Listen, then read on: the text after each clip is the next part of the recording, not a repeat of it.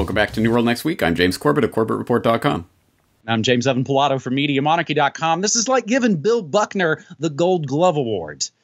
We've got that story, plus climate corruption. But first, it's another week in tyranny. This week in tyranny, the latest out of the UK. Britain okays Pfizer vaccine and will begin shots within days. Britain became the first country in the world to authorize a rigorously tested COVID-19 vaccine Wednesday, December 2nd, today as we are taping this.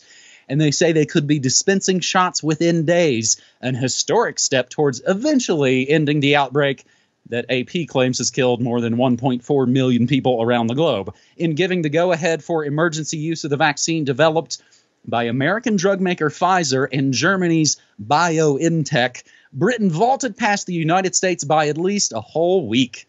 The U.S. Food and Drug Administration not scheduled to consider the vaccine until December 10th. This is a day to remember, frankly, in a year to forget, said British Health Secretary Matt Hancock. The announcement sets the stage for the biggest vaccination campaign in British history and came just ahead of what experts are warning will be a long, dark winter. What, especially with their possible virtual flag I-911s that'll knock out the grid? All your storable foods, they'll all fall and rot, and then you'll have to stand out in the cold at the grocery store. This is the Associated Press just saying dark winter. No quotes, no citations, no context. They're just using the code words. Meanwhile, came out a little bit after that, UK Prime Minister Boris Johnson says the COVID-19 vaccine won't be mandatory, following a series of rallies in London where thousands rallied against mandatory vaccination policies. UK Prime Minister Bojo congratulated Pfizer and British regulators for becoming the first in the West to approve a COVID-19 vaccine for emergency use, but cautioned, which is a funny word, I would say he relieved many people. He cautioned that taking the vaccine won't be mandatory. Mandatory vaccines. It's conspiracy when you and I say crazy things like that, James. Meanwhile, more great work from Whitney Webb on UnlimitedHangout.com as U.S. and UK intel agencies, I guess, continue to essentially declare war, cyber war, on independent media. British and American state intel agencies are weaponizing truth to quash, in this case, vaccine hesitancy as both nations prepare for mass inoculations in a recently announced cyber war to be commanded by AI-powered arbiters of truth against information sources that challenge official narratives. And finally, speaking of official narratives, from USA Today, a vaccine stimulus is the shot in the arm our country needs. This comes from John K. Delaney, which USA Today informs is a former congressman from Maryland, so we're already in dicey territory, and he sought the 2020 Democratic presidential nomination. He's an opinion contributor, which since 2016 is what most of the fake news is anymore. He says it is time to solve the COVID vaccine distribution problem and stimulus at the same time by giving Americans $1,500 for getting vaccinated. James? And let me throw another story into the ring, one from the independent.ie out of Ireland that shows that the Irish government is planning to underwrite virus vaccine firms to reassure patients as the UK approves the Pfizer jab. And it says that the government, the Irish government, has agreed to indemnify 5 drug companies producing COVID-19 vaccines against any liabilities that arise from complications with their rollout in the coming months. The move is considered standard practice, but is also a precondition of accessing doses of each of the company's vaccine and signals the government's confidence in the jabs being approved for quality, safety, and efficacy by the European Medicines Agency in the coming weeks. So, congratulations to all of my British brethren and family who now get to enjoy the benefits of Brexit. No, you're not under the remit of the European Medicines Agency. You've got your own approval process for this vaccine. Rubber stamp, rush it through. The Irish will have to wait a little bit longer, but don't worry, it will be underwritten and approved by the Irish government, and of course, legal indemnity for anything that could possibly go wrong. So let's just make sure I have this straight. First of all, of course, the Pfizer vaccine and the Moderna vaccine, experimental mRNA vaccines, never before approved for human use, have been rushed through development in a series of months. These vaccines generally take an average of 10 years to develop a new vaccine, and that's just the regular vaccine technology, not this experimental, never-before-approved for human use mRNA vaccine. Rushed through in a process of months.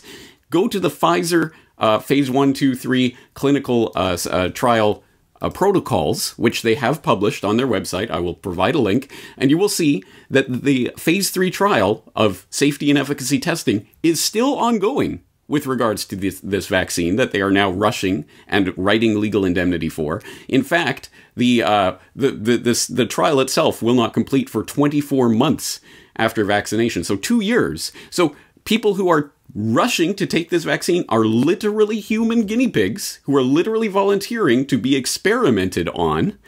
And oh yeah, by the way, in the US, of course, under Trump's Operation Warp Speed, the military has been empowered to deliver these vaccines within 24 hours after emergency use authorization takes place in the US, which it is going to. I'm going to make that bold prediction.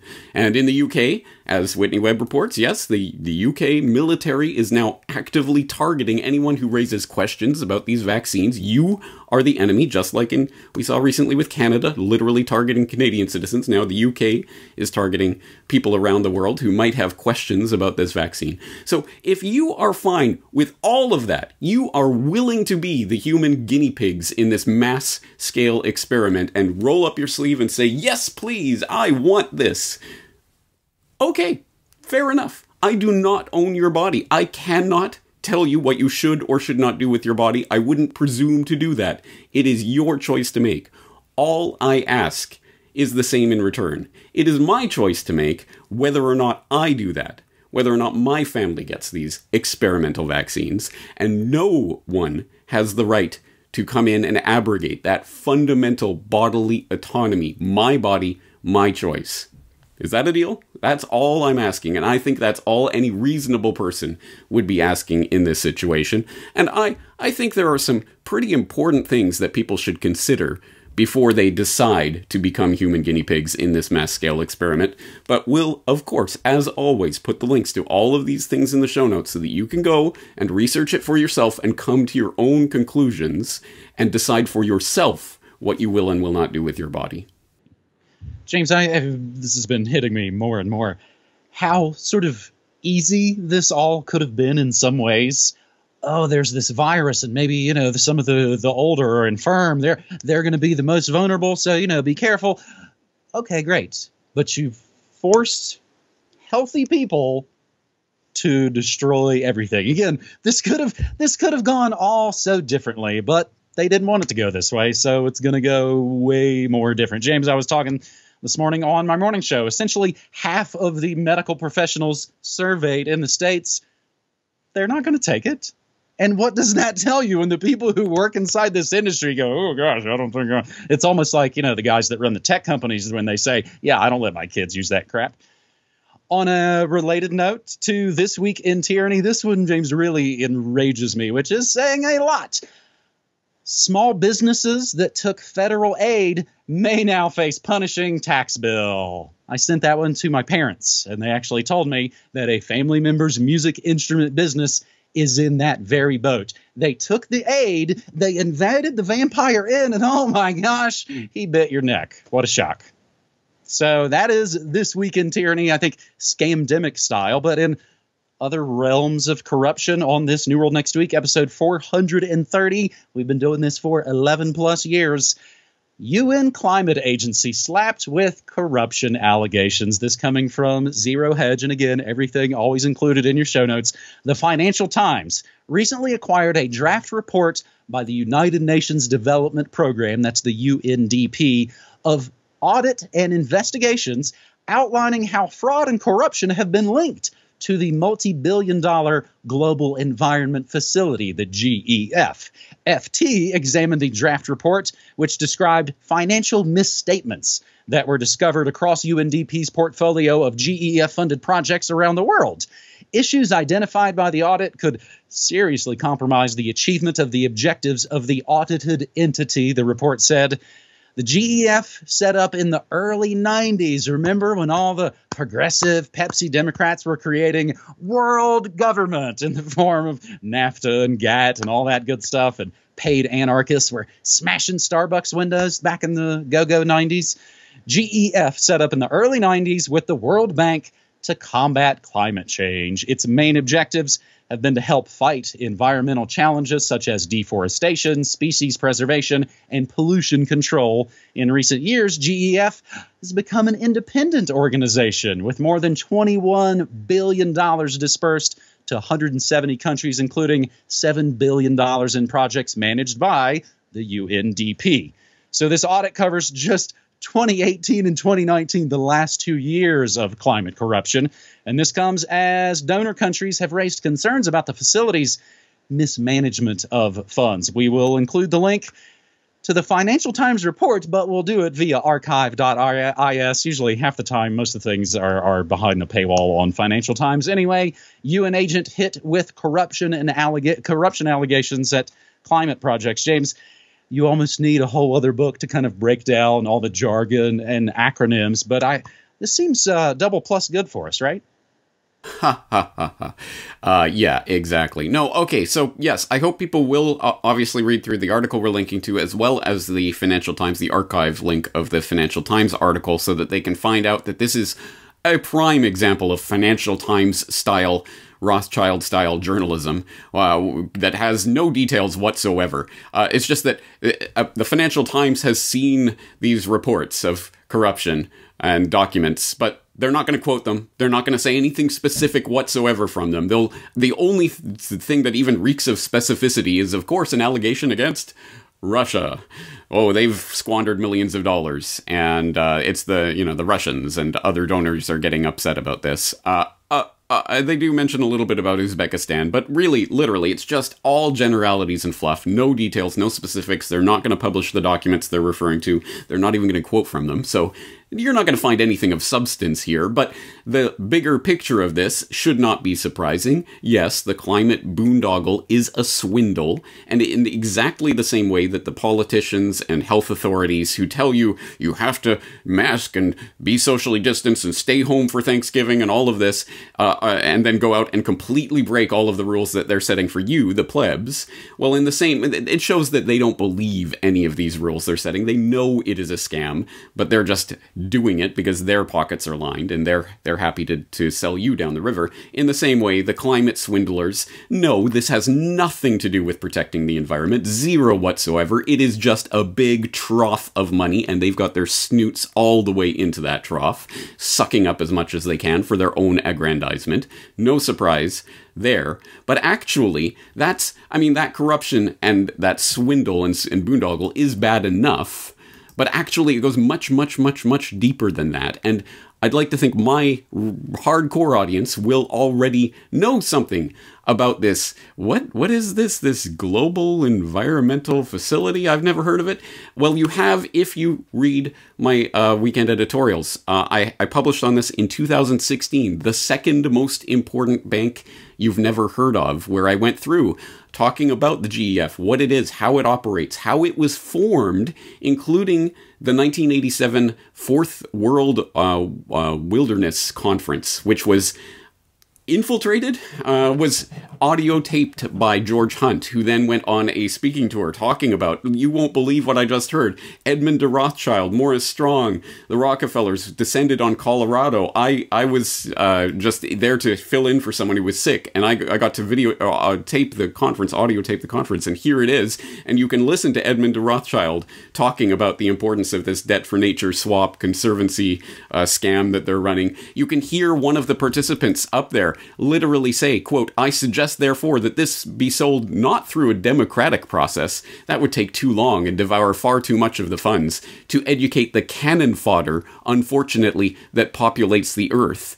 We have to take almost an elitist program so that we can see beyond our swollen bellies and look to the future in time frames, and in results which are not easily understood, or which can be, with intellectual honesty, be reduced down to some kind of simplistic definition."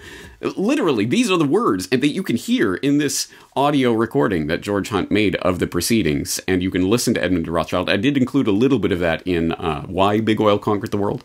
But anyway, that video is up there, and side note, please, if anyone out there is saving works from the Library of Alexandria, that George Hunt He's done a lecture on it. He did a presentation on it. Those would be good ones to save and upload to something, library or whatever, in order to save those, because they are disappearing from YouTube. Having said all of that, I will include the link back to that article that I wrote, so you can find out more about the Global Environmental Facility and debt for nature swaps, which are going to be incredibly important going forward, which is exactly as it sounds for. It's essentially putting a loaded gun to the world economy's head and saying, hey, you know all that crippling debt we put you under? We'll let you off the hook for that crippling debt as long as you give us your land and resources. Don't worry, we'll take care of them for the good of the earth. You can trust me, my name's Rothschild. I mean, it's insanity. But it's right there out in the open, another open conspiracy that unfortunately, again, the mainstream is never going to tell you about. So please go to the show notes for this and look up that article. It has some incredibly important information. I think some of the related you've got me thinking on now, James. So here in New Mexico, so we go from giant globalist New World Order crazy outfit, globalists, to Podunk, New Mexico, where recently they are going to pass $330 million in aid for all the businesses and health that's been destroyed. Hey, sorry we ruined your life, but how about we steal 330? Of course, they got to have the 33 in there. How about we steal taxes from you? Will that make you feel better? So as you're talking about, again, lockdowns for thee, but not for me, we had the link a couple of weeks ago to the way to properly greet politicians, and that guy giving the very swear-filled rant to New York City's Mayor de Blasio. Speaking of things disappearing from the internet, I have saved it. I'll put it in the show notes. New Jersey Governor Phil Murphy tried to dine out maskless with his family the other night, and it went even better than the situation in New York. Again, not safe for work, but I will include those show notes. So finally, on this New World Next Week, episode 430, I don't call it media monarchy for nothing. New York Governor Andrew Cuomo wins Emmy Award for COVID-19 TV briefings. No, this is not The Onion, and it's not even the Babylon Bee. The Emmy for Best Acting as Sitting Governor goes to Governor Andrew Cuomo, who's been blamed for letting the deadly coronavirus run rampant in New York's nursing homes. He got an International Emmy Award for his daily TV briefings about the disease, but it won't be for Outstanding Lead Actor in a Real-Life Drama. Instead, Cuomo is recognized for his effective use of television during the pandemic by the International Academy of Television Arts and Sciences. Quote, the governor's 111 daily briefings worked so well because he effectively created television shows with characters, plot lines, and stories of success and failure. So said Bruce Paisner, president and CEO of the International Academy. In an ironic twist, the announcement came just 2 days after Cuomo called a reporter obnoxious and offensive. Speaking of calling people things, Assemblyman Ron Kim, a Democrat of Queens, whose uncle died in one of Cuomo's killer nursing homes back in April, called Cuomo's Emmy another demoralizing moment. U.S. Representative Tom Reed, a Republican who represents the upstate New York area around Corning, called the award a sick joke and said it helps explain why so many Americans are fed up with Hollywood elites. City Councilman Joe Borelli, a Republican from Staten Island, also said that this is like giving Bill Buckner the Gold Glove Award. State Republican Chairman Nick Langworthy called the award proof positive that Hollywood lives in its own alternative reality and offensive to so many families that lost loved ones in New York. Governor Cuomo definitely deserves an award for Best Actor in the fictional storylines that he's created, declaring himself a great leader. Maybe he'll also win an award for Most Deaths on a Governor's Watch. Baby Bush I think he's had that lockdown for a while. How about Most Businesses and Jobs Killed? Most Power-Hungry Dictator. Cuomo, of course, created an acceptance video for the virtual award ceremony, noting, quote, I thank the Academy, which I got a real kick out of. All the world is a stage, and it's become very, very obvious. So in the show notes, I've got the complete virtual video ceremony all linked up so you can watch dead-eyed celebs like CIA cutout Robert De Niro thank and praise the guy who actually killed Grandma. So this is the 2020 International Emmy Founders Award presentation, and I'll include the links that kind of show exactly what this award is. it's not just a regular Emmy for acting. The International Emmy Founders Award, or Founders Awards, is given by the International Academy of Television Arts and Sciences to individuals whose creative accomplishments have contributed in some way to the quality of global television production. They kicked it off in 1980 with Jim Henson, while other illustrious winners include Bill Cosby, Oprah, Spielberg, Al Gore, Don Hewitt, which is not a household name, but he was the executive producer of 60 Minutes. He's the guy that got a tobacco executive to break his non-disclosure agreement for a huge interview that they decided to not air. That is the story of The Insider. Our buddy Richard Grove has done a lot of work on that. But I would think more recently you can kind of see this wasn't a politicized award, at least not before the scamdemic. J.J. Abrams won it in 2013, Disney Star Wars hack. Game of Thrones showrunners won the award last year in 2019. See, it's a bunch of TV movie crap, but now it's all medical, martial law and order. Yeah, the Law and Order guy won one several years back too. Hey, why is there no award in 2017? Oh, actor Kevin Spacey was chosen to be the recipient of the 2017 International Emmy Founders Award, but the International Academy reversed their decision following accusations of sexual misconduct by Jeffrey Epstein associate and Netflix star Kevin Spacey. James, again, I think it makes things really, really obvious, and that's been some of the positive news we've been seeing lately. The mask has slipped, and it makes it all just so very obvious. Yeah, yeah. You could not ask for a more on-the-nose description of what has just played out globally than this. Oh yeah, he created characters and plot lines and stories to keep the audience interested because this is just a television production. That's exactly right. I agree. It's so on the money. It's crazy. And yeah, I mean, this goes to the heart of things. And of course, they're going to honor the person who literally, yes, did take sick people, lock them in with grandma and grandpa, lock the doors, and shut them in there to leave thousands of them to die, to gin up the numbers, to make this look like some sort of international crisis.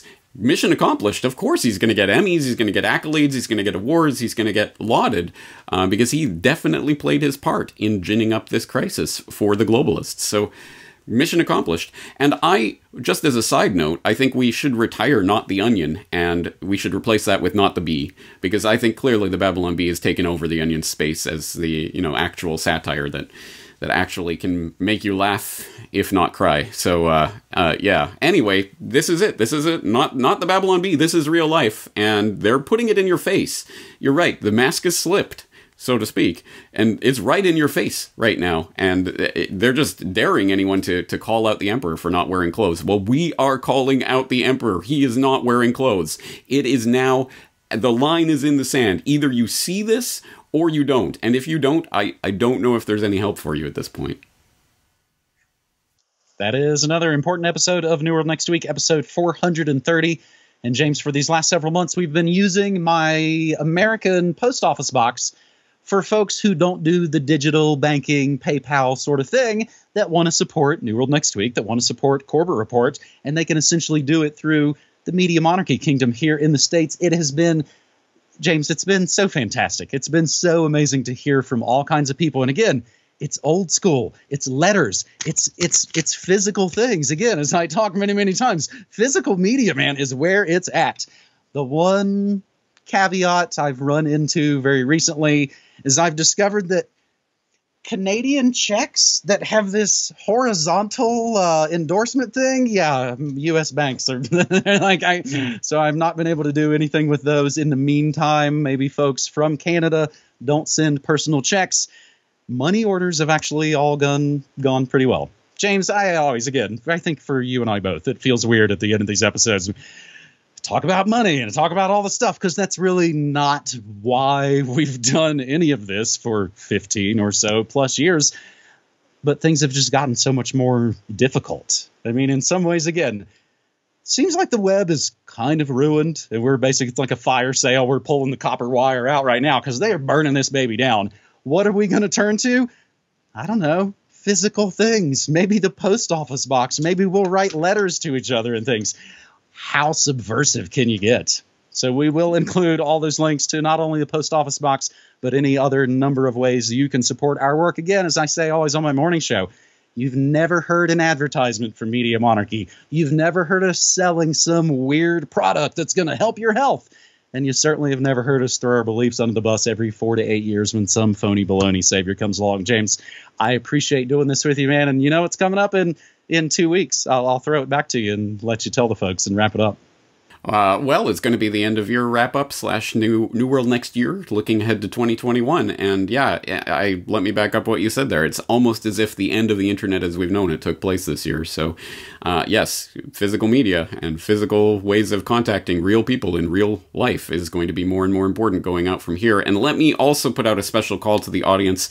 Do not take what we are doing week in and week out for granted. Please don't just think of this as another program on your TV. This is not some sort of Emmy award-winning characters and plotline story that you can just eat popcorn and watch. No, this is really important information, and you do not know, and I do not know, and no one knows how long we will be able to continue doing this in the form we are doing it. Do not take it for granted. And yes, monetary support is needed and greatly appreciated, but even more fundamental than that, we need your support in spreading this information. If you have people in your life, for example, who are going to be those willing human guinea pigs to roll up their sleeves and give vaccines and are telling you that you must do the same, please send them the information that we're linking to here and the stories, and use this information in your real life. I really do think this is exceptionally important. So please don't take this for granted. And on that note, on that very serious note, yes, we're going to be back again next week. As long as we're able to do it, we will be here doing it. So thank you, James, for these 3 stories, and looking forward to talking to you again next week. All right. Thank you so much, buddy. Take care.